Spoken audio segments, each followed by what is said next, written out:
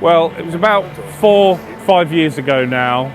I was very nervous about the whole procedure. You didn't see much in the media about such things back then.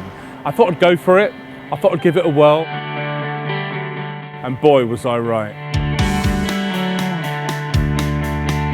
Hi, my name's Ben Chambers. I'm here today to have a direct hair implantation treatment. As a businessman that does many events across the globe, I started to notice my confidence falling, and I know what it was down to. For me as a tall guy, you think you get away with it.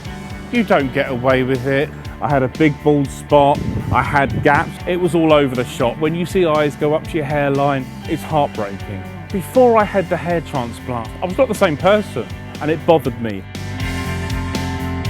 I did a lot of research into who to go to. There's certain countries that offer it for very good value. You want the market leader. For over 50 years, this is what you get from DHI. I did my research, you can tell. It's not always about the cheapest deal, it's about the best. With DHI, you know the people that treat you are doctors. They were so brilliant. They looked after me, sat down, very nervous, thinking this is gonna hurt, needles and everything. No pain whatsoever. In fact, I nearly fell asleep.